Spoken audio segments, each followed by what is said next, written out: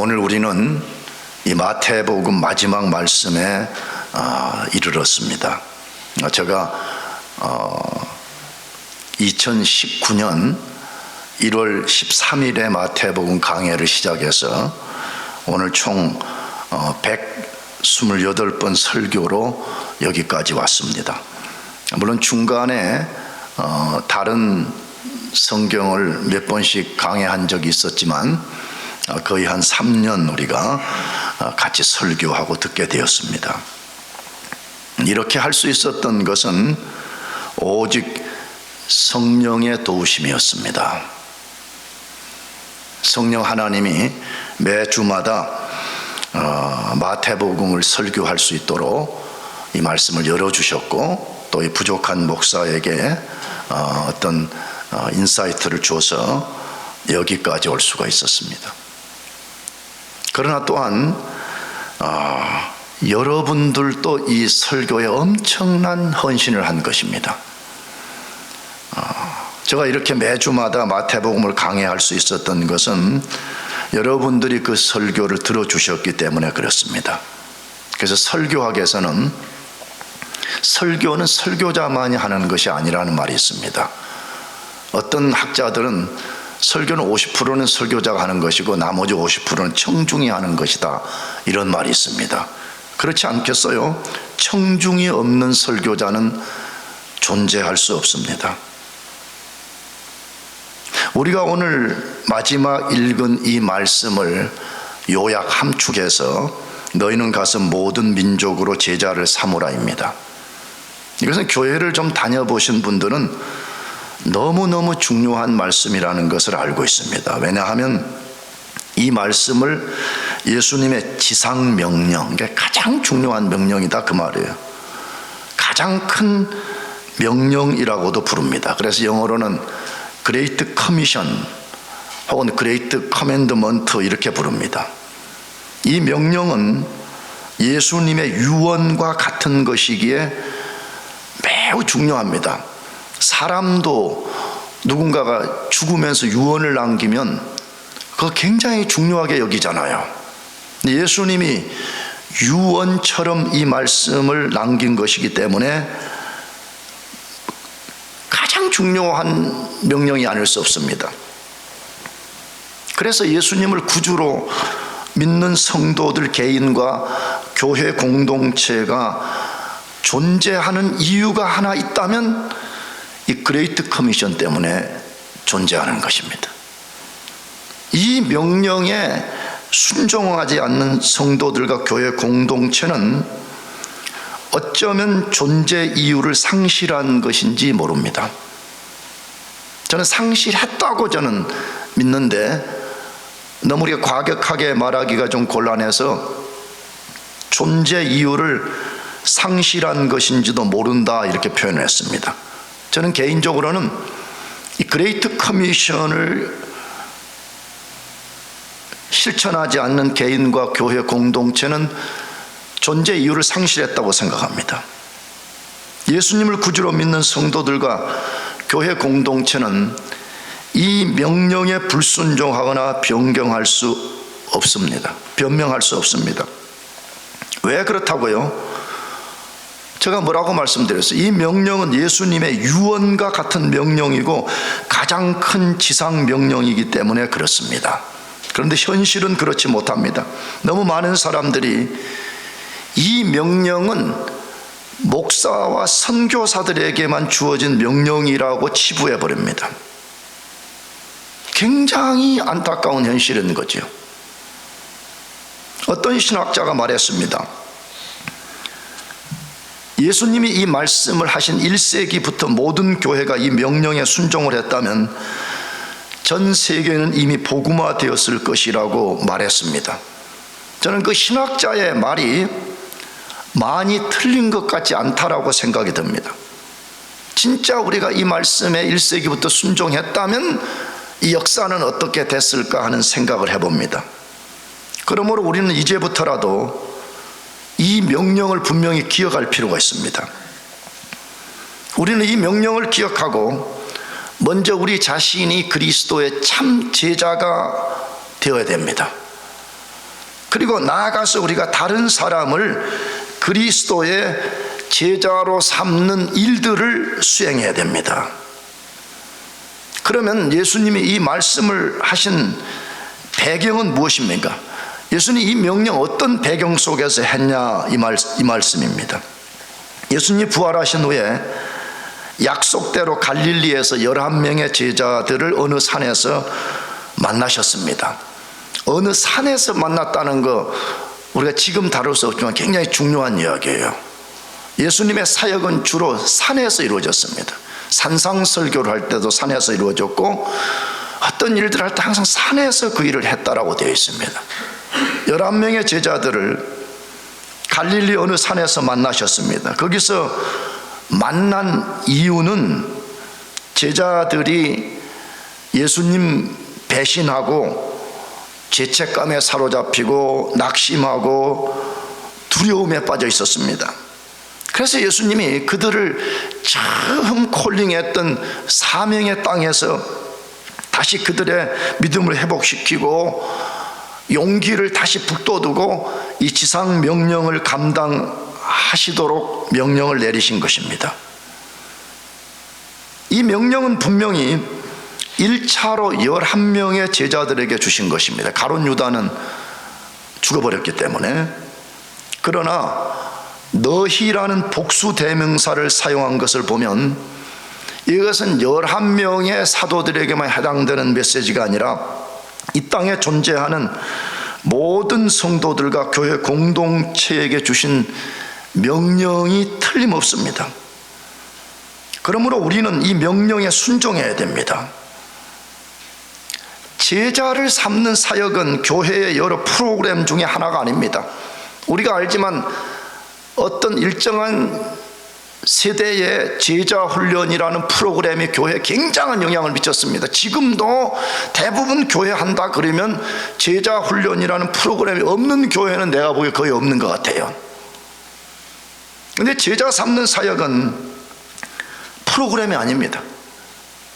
예수님이 이 땅에 다시 오실 때까지 교회가 최우선순위에 둬야 되고 코밸류, 가장 핵심 가치로 두면서 이루어내야 될 중요한 사역입니다. 그래서 우리 교회는 핵심 코밸류를 거기에 둔 거예요. 제자 삼는 사역. 이것은 성경적으로도 아니면 우리 교회가 코밸류를 둔 것에 있어서 이걸 우리가 해내지 않는다면 우리는 어쩌면 존재 이유를 상실했는지도 모르는 거죠. 이건 프로그램이 아니에요. 예수님의 지상명령이에요. 그레이트 커미션이요 그레이트 커맨드먼트인 것입니다. 그러면 우리가 제자를 삼기 위해서 무엇이 필요하냐 이거예요. 제자 삼으려면 우리가 어떻게 해야 되냐 그 말과 같은 말이에요. 첫째로 제자를 삼으라는 예수님 명령에 순종할 근거를 우리가 먼저 알아야 돼요. 주님 명령을 했어요. 제자를 삼으라고 명령을 했어요. 그럼 우리는 그 명령에 우리가 철저하게 순종을 해야 되는데 우리가 그 명령에 순종해야 될 근거가 뭐냐는 거예요. 우리는 무엇 때문에 이걸 하지 않으면 안 되냐 이 말이에요. 우리가 인간 사이에서도 그러잖아요. 누군가가 우리에게 어떤 것을 명령을 해서 우리가 순종을 하려면 우리 자신에게 명령한 그 사람이 무슨 근거로 명령을 하는지를 우리가 알아야 되잖아요. 이해가 돼야만이 우리가 윌링리스를 갖고 순종이 가능하잖아요. 마찬가지예요. 예수님이 제자를 삼으라고 명령을 하셨는데 우리가 이것을 기쁘게 순종하고 필요하다면 우리가 목숨을 걸고 우리가 순종해야 될 근거를 우리가 분명히 알아야 된다 이 말이에요. 그 근거는 뭐예요? 28장 18절인데 같이 읽어보겠습니다. 크게 읽어봅시다. 시작. 하늘과 땅에 모든 권세를 내게 주셨으니. 자, 다시 예수께서 나와 말씀하여 이르시되 하늘과 땅의 모든 권세를 내게 주셨으니 라고 되어 있습니다. 이 말씀은 그레이트 커미션을 명령하는 근거를 말씀한 것이죠. 다시 말하면 예수님이 모든 민족으로 제자를 삼으라고 명령하시는 근거를 이 본문 안에 아주 분명하게 우리들에게 알려주고 있습니다. 이 명령하신 예수님이 어떤 분이래요? 하늘과 땅의 모든 권세를 내게 주셨으니 이렇게 말했습니다. 이 말을 바꿔 말하면 하늘과 땅의 모든 권세를 내가 받았다 그 말이죠. 자, 그러면 누구로부터 무엇을 받았냐 이것인데, 원래 예수님이 받으신 이 모든 권세는 성부 하나님이 만물을 통치하던 신적 권세를 말합니다. 신적 권세, 신적 통치를 말합니다. 그런데 그 권세를 성부 하나님이 그 아들 하나님 예수님께 주셨다는 말씀입니다. 그래서 예수님이 이제는 만물을 통치하는 신적 권세를 가졌다 이 말씀입니다. 이 말은 그러니까 바꿔 말하면 뭐예요? 예수님이 하나님이라는 말이에요. 믿습니까? 내가 우리에게 수백 번 말했어요. 예수님이 원래 하나님이에요. 그분이 인간의 몸을 입고 오신 거예요. 그냥 세계 4대 3대 성인 중에 한 명 그런 거 아니에요. 그거는 세상 종교에서 예수가 누군지를 모르고 종교학적 분류를 한 것이고, 예수님은 원래 하나님이셨어요. 그분이 만왕의 왕이시고 만주의 주시라 그 말이에요. 자, 그러면 왜 성부 하나님이 원래 가지셨던 그 신적 권세, 신적 통치를 예수님에게 주셨습니까? 그걸 이해하려면 우리가 지금까지 읽은 이전 말씀을 우리가 알아야 돼. 근거는 뭐예요? 예수님이 먼저 십자가에서 죽으시고 부활하심을 통해서 구속사역을 성취했습니다. 굉장히 중요한 이야기죠. 이것은 인류가 존재하는 것보다 중요한 사건이고, 우리 자신이 존재하는 것보다 100배, 1000배 중요한 사건이었습니다. 그가 십자가의 죽음과 부활과 승천을 통해서 구속사역을 성취할 때 성부 하나님이 그 보상으로서 성부 하나님이 가지셨던 신적 권세와 신적 통치와 만물을 통치하는 모든 권세를 예수님에게 주신 것입니다. 그 죽음과 부활을 통해서 성부로부터 받으신 것입니다. 근데 우리가 마태복음을 주목해서 읽거나 들었던 사람들은 기억할 거예요.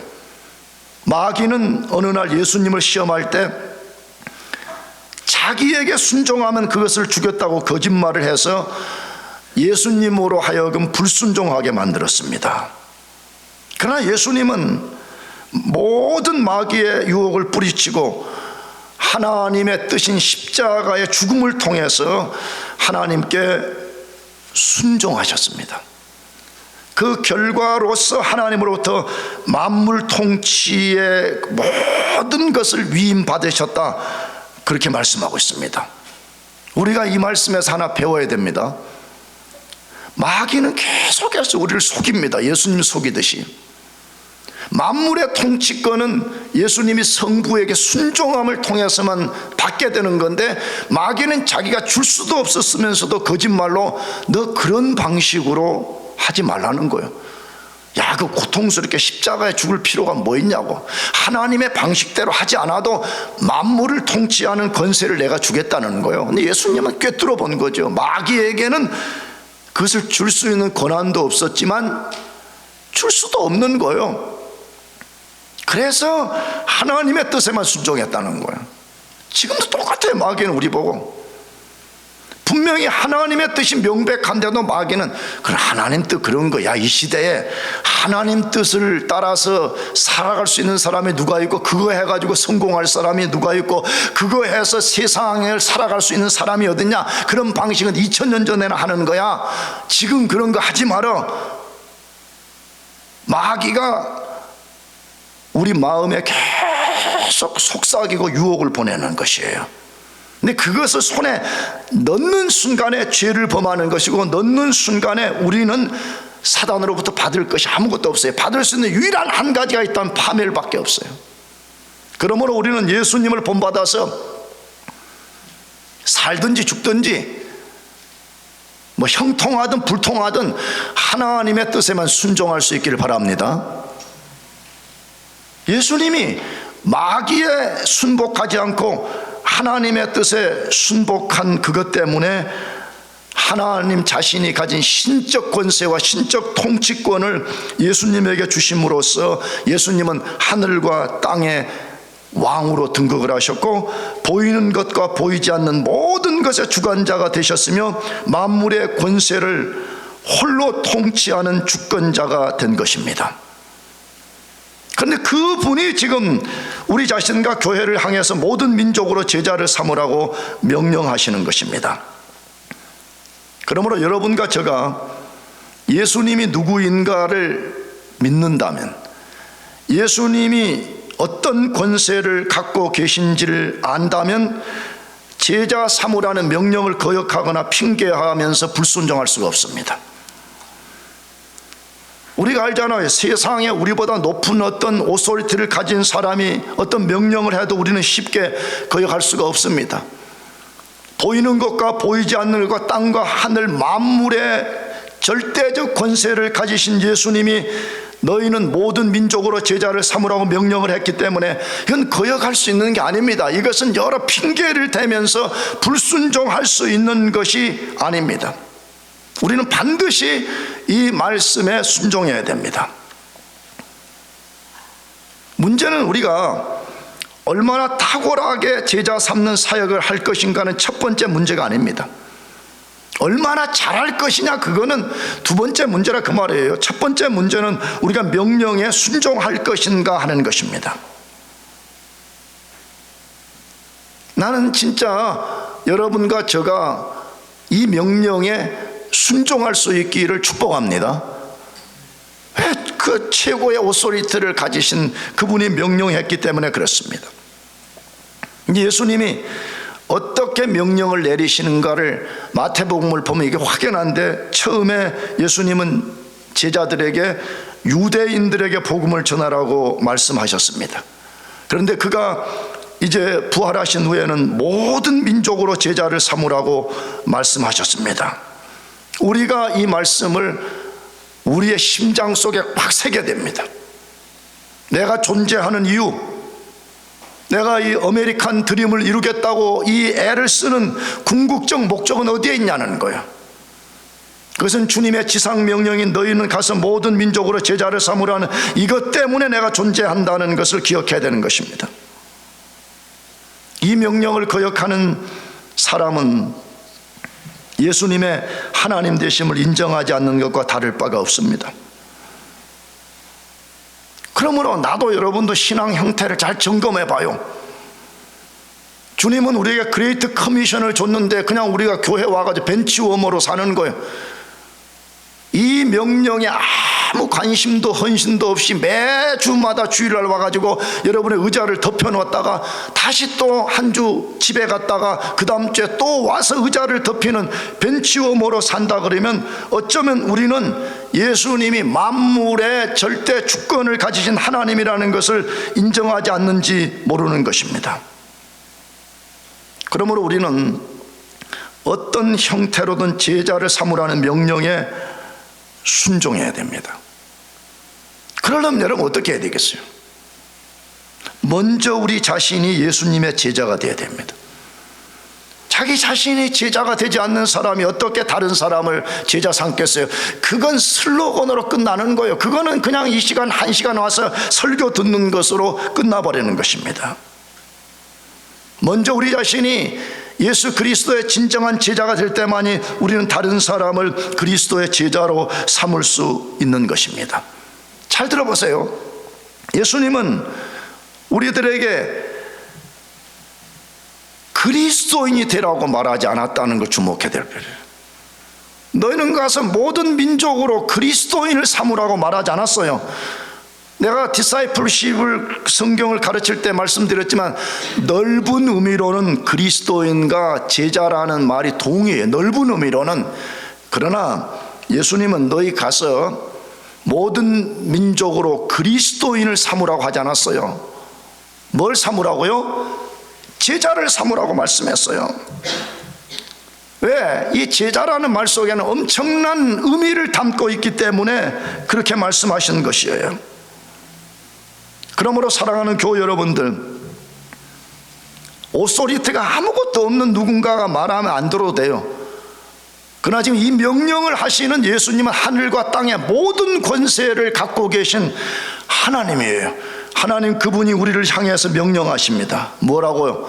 너희는 가서 모든 민족으로 제자를 삼으라고 말씀합니다. 그러므로 이전에는 어떻게 살았는지 과거는 우리가 다 접어둬도 됩니다. 이제 지금부터 제자 삼는 일에 마음을 들여봅시다. 제자 삼는 그 일을 위해서 우리가 발을 같이 내디뎌보는 그런 터닝 포인트가 되기를 축복합니다. 두 번째로, 제자 삼으려면 우리가 뭐가 필요하냐라고 할 때 제자를 삼기 위해 실제적으로 실천하고 헌신해야 됩니다. 실제적이 되라는 거예요. 실천적이 되라는 거예요. 그냥 이론적으로만 말하는 사람이 아니라 내가 그 일에 실제적으로 나 자신을 커미트먼트 한다, 이 말이에요. 예수님은 제일 먼저 제자 삼아야 될 근거를 말씀하셨습니다. 우리에게 말씀했잖아요. 하늘과 땅의 권세를 받은 내가 너희에게 명령한다는 근거를 말씀하셨습니다. 그런 다음에 제자를 삼기 위해서 어떻게 해야 될 것인지를 말씀하고 있습니다. 그것이 28장 19절에서 20절 상반절까지인데 우리 같이 한번 읽어보겠습니다. 시작. 그러므로 너희는 가서 모든 민족을 제자로 삼아 아버지와 아들과 성령의 이름으로 세례를 베풀고 내가 너희에게 분부한 모든 것을 가르쳐 지키게 하라. 자, 여기 제자를 삼는 데 필요한 아주 중요한 원리는 4가지예요. 근데 그걸 좀 쉽게 하기 위해서 5가지라고 제가 소개하려고 그러는데, 첫 번째로는 모든 족속으로 제자를 삼으라고 말씀합니다. 이 본문에 우리 성경을 보면 뭐 가라, 세례를 주라 뭐 이렇게 돼 있으니까 다 이게 동사 형태처럼 쓰여졌어요. 그러나 원문과 영어 성경을 정확하게 보면 이 본문에 제자를 삼으라, 제자 가서 삼어라, 제자를 만들어라, 이 단어만 본 동사로 되어 있어요. 동사. 그리고 나머지 거기 뭐 가라 어쩌라 이런 말씀들은 전부 다 분사 형태를 띠고 있는 거거든요. 그러므로 제자를 삼기 위해서 나머지 4가지 원리를 가지라, 이 말씀이에요.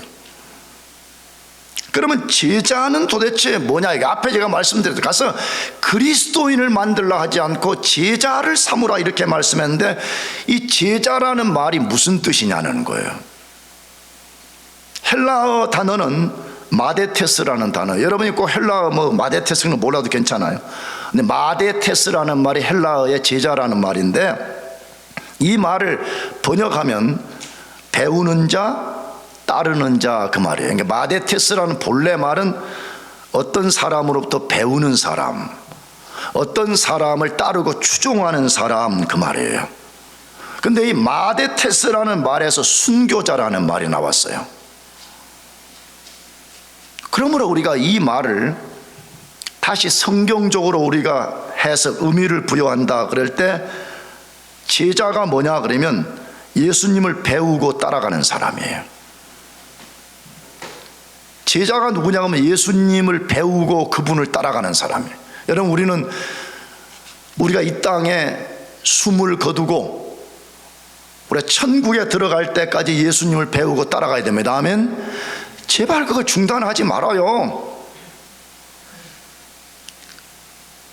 난 여러분에게 자신 있게 말할 수 있어요. 여러분들이 지금 학교에서 공부하는 데 열정을 쏟는 것보다 예수님을 배우고 따르는 일에 100배, 1000배의 열심을 내야 돼요. 그렇게 하는 사람은 그 열심이 절대 헛되지 않아요. 여러분이 학교에서 열심을 내는 것보다 더 복된 일이고 고귀한 일이고 아름다운 일이고, 여러분이 언젠가 아니면 여러분이 그리스도 심판대 앞에 섰을 때 내가 평생에 예수님을 배우고 따르는 일이 내가 가장 잘했노라 이렇게 한 날이 반드시 오게 될 것입니다. 제자가 누구요? 예수님 배우고 따라가는 사람이에요. 계속 그렇게 합시다 하면 계속 그렇게 해요. 왜 안 하려고 그래요 그것을? 나가서 제자는 예수님의 주권에 순복하는 추종자입니다. 그분이 하늘과 땅의 권세를 가진 하나님이신 것을 믿고 나는 끊임없이 그분을 팔로우하고 그분의 뒤를 따라가는 사람이라 그 말이에요. 나가서 제자는 그분의 인격과 삶을 배우고 닮아가면서 그분처럼 살아가는 사람이에요. 우리는 이걸 단번에 할 수가 없어요. 때로는 넘어질 수도 있어요. 때로는 너무 예수님과 다른 모습으로 비춰질 때가 있어요. 그러나 우리가 다시 일어나서 그분은 어떤 인격을 가지셨으며 그분은 이 땅에서 어떤 삶을 사셨는가를 배워가고 닮아가면서 우리가 많은 사람들이 말하는 것처럼 작은 예수가 되어보는 거예요. 작은 예수의 흉내를 내보는 것이 제자예요. 나가서 제자는 그분을 위해서 필요하다면 순교자가 되는 거예요. 마데테스에서 순교자가 나온 거예요. 실제적으로 그리스도의 제자들이 그리스도를 위해서 순교를 당한 거잖아요. 이 시대의 그리스도인들의 치명적인 문제는 그리스도를 위해서 손에 피 한 방울을 흘리기를 싫어하는 그런 시대 속에 우리가 살고 있잖아요. 그러므로 우리는 이 시대에 타락하고 변질된 기독교를 따라 살면 안 돼요. 그런 사람들은 그런 사람들을 가더라도 우리가 만일에 그리스도가 우리를 위해서 순교를 요구한다 그러면 우리는 그 피를 흘릴 각오를 해야 된다 이 말. 왜? 제자는 그런 사람이기 때문에 그런 거예요.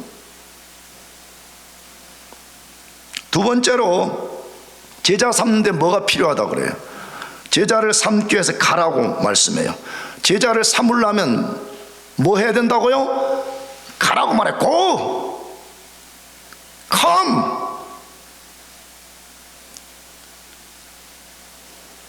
여기 가라는 명령 속에는 엄청난 말씀이 함축되어 있다고 생각됩니다. 그러나 가장 단순하게는 제자 삼으려면요 수동적으로 앉아있으면 안 된다는 거예요. 여기 앉아있다는 개념이 꼭 물리적인 것뿐만 아니라 모든 것 그 말이에요.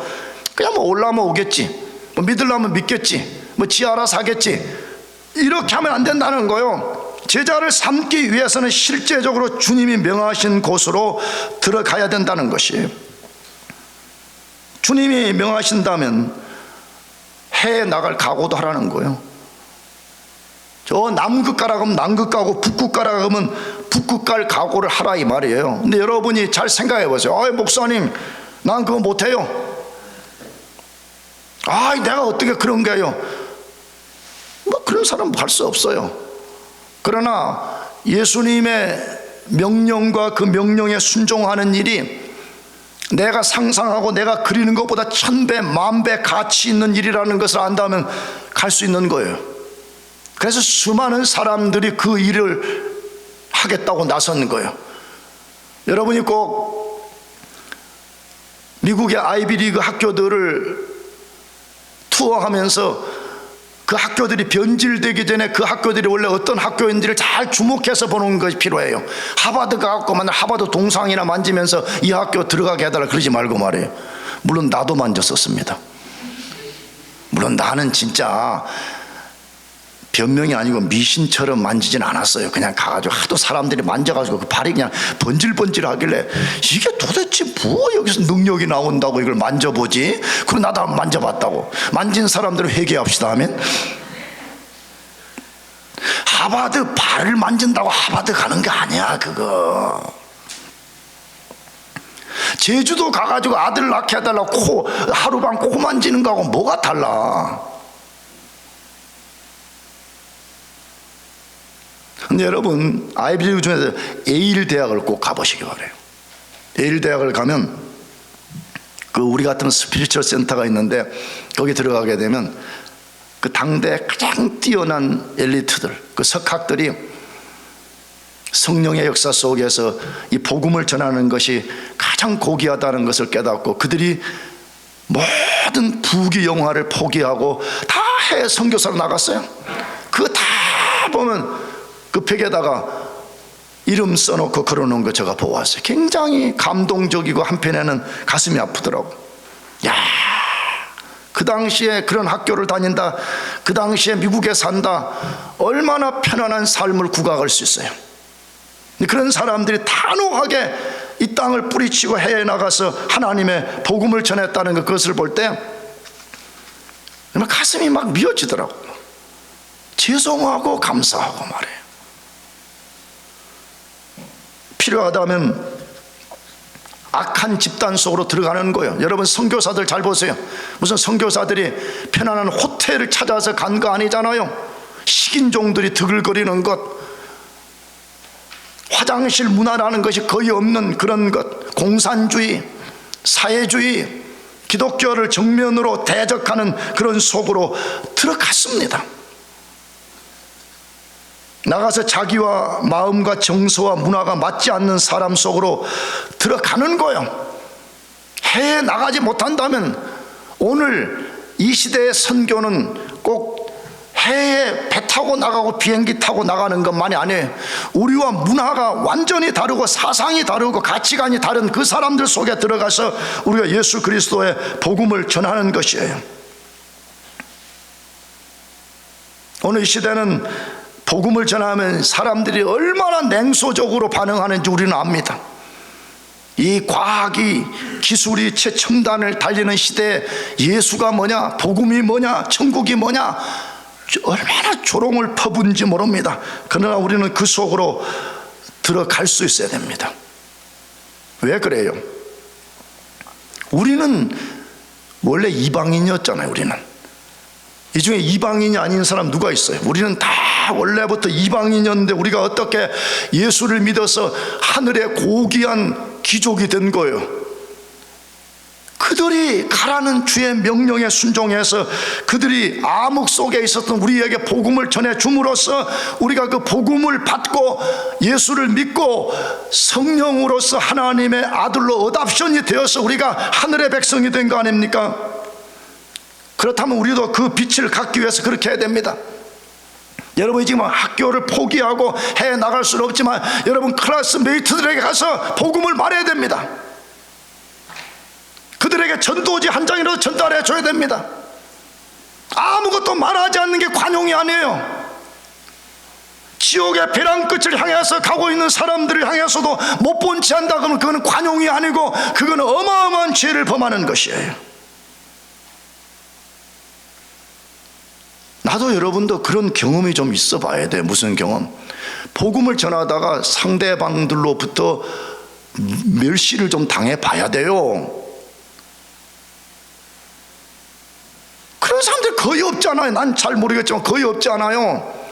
내가 복음을 전하는 것 때문에, 내가 전도지 한 장을 넘겨주는 것 때문에 무시를 당해본 경험이 있냐 이 말이에요. 내가 예수님을 전하는 것 때문에 이 시대 정신병자 취급을 받아본 적 있냐 이 말이에요.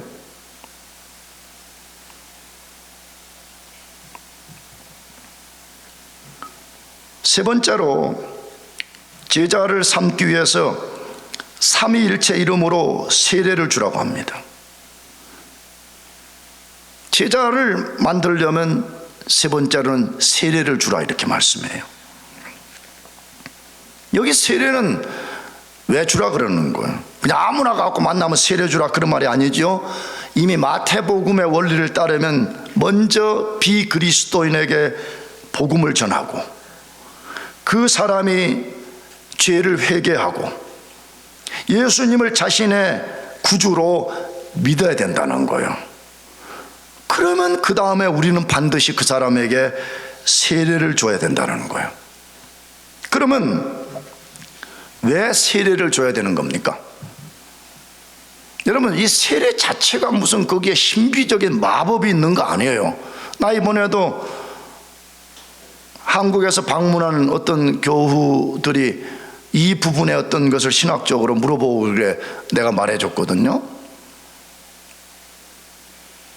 근데 한국교회 그리스도인들은 다는 아니지만 대부분 보게 되면 자꾸 그런 것 자체가 무슨 신비적 마법 같은 것이 뭐 있다라고 생각하고 있는 거거든요. 그럼 세례 받는다는 개념, 세례를 준다는 개념은 뭐냐 그럴 때 세례를 받는 사람이 하나님과 증인들 앞에 선포하는 거요. 뭘 선포해요? 나는 이제부터 예수님의 제자가 되어서 예수님을 따르는 삶을 살겠다는 자기 고백이며 자기 선포인 거예요. 나는 어떤 고난이 닥쳐와도, 나는 심지어 죽음 앞에 직면할지라도 그리스도를 거부하지 않고 나는 이제 그리스도의 제자로 살겠습니다 하는 자기 고백이요 자기 선포인 거예요. 근데 그때 그런 일을 하면 이제 진짜 놀라운 일이 벌어지는데, 그게 뭐예요? 삼위일체 하나님, 성부와 성자와 성령의 이름으로 세례를 줄 때 그 사람의 인격이 이제 삼위 하나님께 딱 연합되고 붙들리는 역사가 일어난다, 그렇게 말해요. 그래서 가서 세례를 주라고 말해요. 그러므로 진짜 예수를 믿은 사람은 그런 의미에서 세례를 받아야 돼. 뭐 때문이라고요? 나는 이제 세상의 모든 것을 포기하고 예수 그리스도를 따르는 제자로 살겠습니다는 자기 고백을 해야 되는 것이기 때문에 그런 것입니다. 네 번째로, 제자를 삼기 위해서 가르치라고 말씀합니다. 예수님의 말씀을 가르쳐서 그분이 어떤 인격을 가지신 존재이고, 그분이 이 땅에 계셨을 때 무슨 일을 왜 하셨으며, 지금 그분이 살아계셔서 온 우주 만물 속에 어떤 일을 하시는지를 알려줘야 된다, 이 말이에요. 굉장히 중요한 말씀이죠. 교회 다니면서 이런 거 조심해야 돼. 왜 목사는 예화만 잔뜩 말하고, 예화 재밌는 예화 있잖아요. 그 성도들은 맨날 그것만 듣고 다니는 거예요. 그러면 망하는 거예요. 좀 힘들어도 목사는 예수 그분이 어떤 분인지를 말해야 되고요, 예수 그분은 지금 어떤 일을 지금 우주의 왕으로서 행하는가, 그걸 알려줘서 우리가 그걸 알고, 그래야지 우리가 예수님을 믿고 예수님을 의지할 수 있을 거 아니에요. 할렐루야. 동의하시죠? 나가서 하나님의 뜻은 뭐냐는 거예요. 우리는 이 음란하고 타락하고 혼란스러운 세대 속에서 어떻게 살아야 되는가, 이걸 우리가 배워야 된다, 이 말이에요. 이것을 모르는 사람들, 다시 말하면 예수님의 인격이 무엇이고 예수님의 사역이 무엇이고 하나님의 뜻이 무엇이고 우리를 향한 하나님의 뜻이 모르는 사람은 내가 보기에 구원받은 사람이 아니에요. 그런 사람은 진정한 예수님의 제자가 될 수 없습니다. 그러므로 우리는 예수님의 제자로 살기 위해 배우든지 가르치든지 해야 됩니다. 예수님의 제자가 되려면 먼저 배우든지, 그 다음 뭐 하라고요? 가르치는 사람이 되든지 하라는 거예요. 둘 다 안 하는 거예요. 배우는 것도 안 하고 가르치는 것도 안 하고, 그러니까 제자가 아닌 거예요.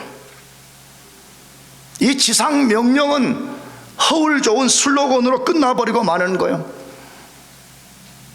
오늘 이후로 우리 영광교회는요, 둘 중에 하나를 선택해요. 배우든지 뭐 하든지 가르치든지.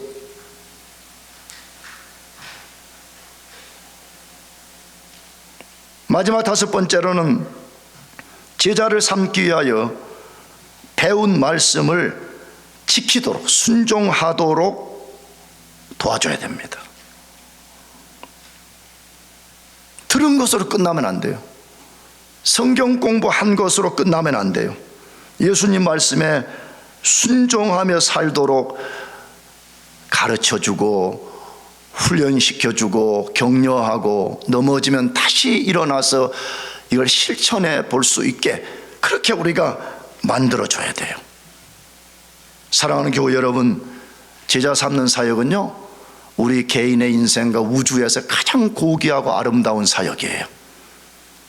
여러분이 지금 이것을 받아들인다면 마지막 심판날에 참 잘 선택했다라고 깨닫게 될 것이지만, 그렇지 않다면 여러분은 마지막 심판날에 가장 크게 후회하는 사람이 될 것입니다. 나는 그렇게 믿고 있습니다. 우리 인간이 이 땅에서 할 수 있는 가장 고귀하고 아름다운 일이 뭐요? 그러면 예수님의 그레이트 커미션에 순종해서 다른 사람을 제자 삼는 것입니다. 마지막 세 번째 제자 삼되 필요한 것은 뭐요? 제자를 삼을 때 예수님의 임재의 약속을 믿고 담대하라는 것이에요. 다시 말하면 이것만 믿고 하면 할 수 있다 그 말이에요. 대부분의 성도들은 예수님의 지상 명령을 들을 때 이론적으로는 매우 좋게 여깁니다. 멋지다고 생각합니다. 이상적이라고 생각합니다. 아, 그래, 교회는 그런 걸 추구해야 돼 라고 말합니다. 뭐 교회가 조금 이상한 걸 하면 막 비판합니다. 특히 젊은이들은. 근데 반대로 막 교회가 이렇게 하면 아, 잘한다, 우리 교회는 좋아요, 저 교회는 좋아요, 그렇게 말합니다. 그런데 실제로 그런 일을 너 자신이 하라고 하면 대부분 부정적 반응을 보입니다. 왜 그럴까요? 여러 이유들이 있습니다. 근데 가장 큰 이유는 불가능해 보인다고 생각합니다. 어렵다고 생각합니다. 힘들다고 생각합니다. 맞습니다. 현실적으로 교회 사역 중에 가장 어려운 사역이 내가 보기에는 제자를 실제적으로 삼는 사역이에요. 이것보다 어려운 건 없어요. 내가 해보니까. 그냥 교회가, 여러분 오해 없이 그냥 우리가 돈을 좀 거두어서 해외 선교사에게 보내줍시다. 좋아합니다. 굉장히 좋아합니다. 성도들이.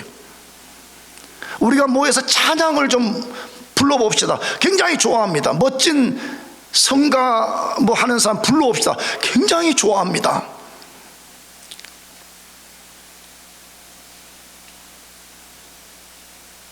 근데 어떤 사람이 그리스도의 인격과 사역을 배워서 그가 또 다른 사역자가 되는 제자 삼는 사역을 해봅시다 그러면 굉장히 힘들어합니다. 뭐 때문이라고요? 이건 결코 쉬운 사역이 아니기 때문에 그런 것입니다.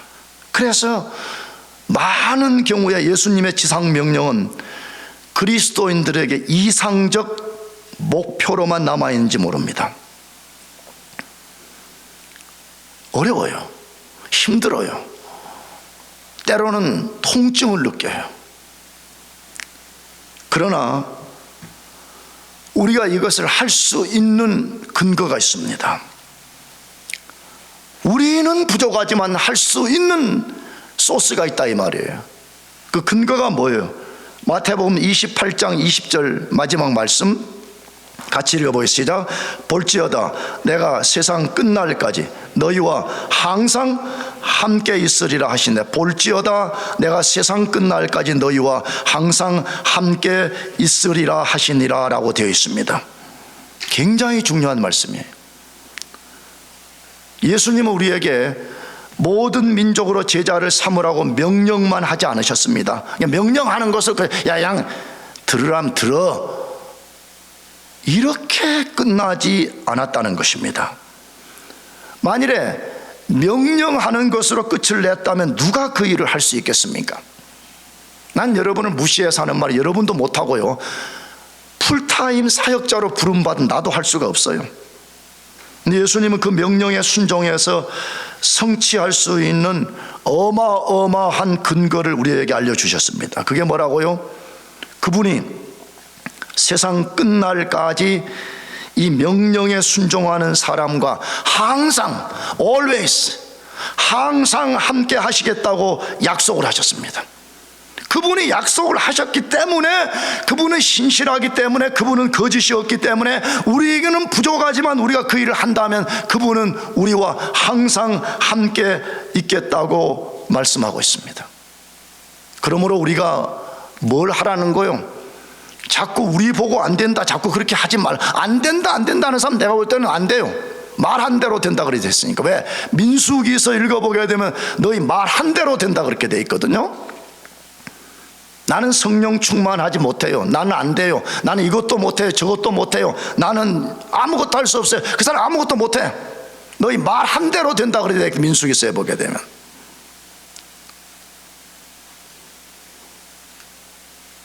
우리 힘으로는 뭘 하겠어요 우리가요. 나 하나도 컨트롤하지 못하는 인간이 우리가 어떻게 다른 사람을 그리스도의 제자로 삼겠어요? 불가능합니다. 그러나 우리가 할 수 있는 유일한 소스가 하나 있다 이 말이에요. 그것은 뭐냐? 이것을 명령하신 그분이 우리가 만약에 이 명령에 순종을 한다면 always 항상 함께 해주면서 우리에게 이 일을 할 수 있도록 모든 것을 공급하겠다는 거예요. 그러므로 우리는요, 이 사역을 하려면 자기를 바라봐서는 안 돼요. 이 명령을 주신 예수 그리스도를 바라보고 그분의 약속을 의지하고 그분을 깊이 묵상하고 순간순간 그분의 강한 손에 붙들린 바 되어서 우리가 그렇게 해야 됩니다. 그런데 그렇게 한다면 능히 우리는 할 수 있습니다. 왜 그렇다고요? 그 명령을 하시고 always 함께 하시겠다고 약속하신 그분은 하늘과 땅에 권세를 가지신 분이기 때문에 그런 것입니다. 내가 자주 말씀드렸어요. 예수님은 온 우주 만물의 편재예요. 예수님이 안 계신 곳이 하나도 없어요. 예수님이 그의 성령을 통해서 온 우주 만물, 우주를 초월해서 존재해요. 근데 왜 어떤 사람들은 그 편재하신 예수님을 경험하는데 어떤 사람은 예수님을 전혀 경험하지 못하냐 이 말이에요. 차이는 순종하느냐 순종하지 않느냐에 달려 있어요. 여러분, 순종하지 않는 사람은 세상 끝날까지 항상 너희와 함께 있으리란 그분을 경험하지 못해요. 그러나 나는 부족하지만 내가 순종한다면 그분의 임재를 경험할 수가 있어요. 저는 이것이 이 부족한 목사의 경험이라고 확신하고 있습니다. 저는 언젠가도 말씀드렸지만 과거에 23살까지 예수님을 1도 모르고 살았습니다. 하나님의 섭리로 예수님을 알았을 때 영적으로 눈만 뜬 상태였어요. 교회는 나가고 하나님은 믿어지는데 영적 세계를 거의 몰랐습니다. 하나님의 섭리로 신학교를 갔고 저는 신학교를 들어가면서 하나님의 섭리로 제자 훈련을 오랫동안 받고 실제로 사역했습니다. 그러면서 내가 받았던 제자훈련 단체에서 쓰는 용어 스튜던트 워크, 내가 끊임없이 예수 그리스도를 배워가고 동시에 내가 학생이면서 또 다른 사람을 가르치는 스튜던트 워크를 했습니다. 저 자신이 온전하지 못했고 수많은 좌충우돌이 있었습니다. 그러나 예수님을 의지하고 함께 하신다는 그 말씀을 붙들고 나아가게 될 때 셀 수 없이 많이 그분이 실제로 나와 함께 해 주시는 것, 그분의 권세로서 나의 불완전과 좌충우돌을 극복해 주시는 것을 경험하게 되었습니다. 그러는 사이에 저의 처음 모습과는 비교할 수 없이 성장한 예수님의 제자로 살아가고 있습니다. 난 지금도 부족하지만 내가 참 영적 눈을 떴을 때와 비교해보면 비교할 수 없는 사람으로 성장했습니다. 그 근거는 나 자신의 능력이 아니라 세상 끝날까지 함께 하시는 그분이 이 사명에 순종할 때 그분이 그렇게 해주신 것입니다. 여러분도 예수님 명령에 순종해서 먼저 제자가 되십시오. 아멘. 예수님의 제자가 돼야 되잖아요.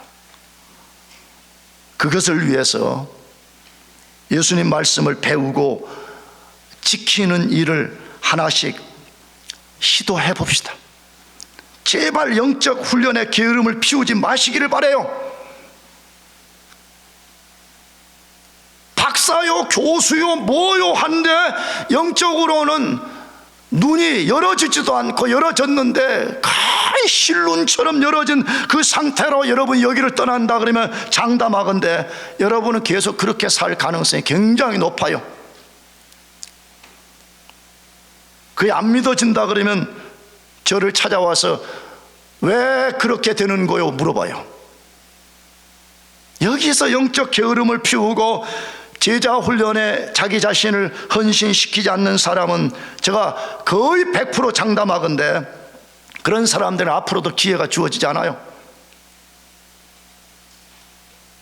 사랑하는 교우 여러분들, 우리는 이번 주 토요일에 새 생명 축제를 앞두고 있습니다.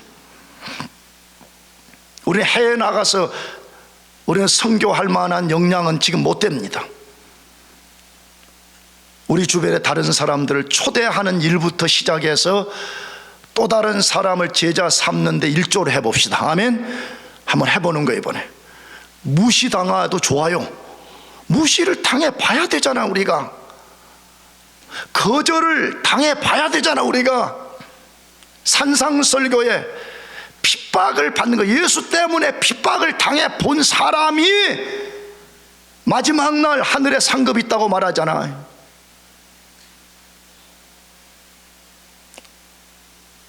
마지막으로 호소합니다. 이번 주말에 여러분들이 이전에 나와서 먼저 말씀을 배우는 일에 헌신을 해요.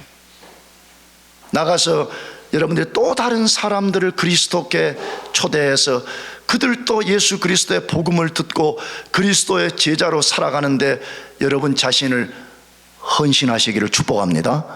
기도하겠습니다.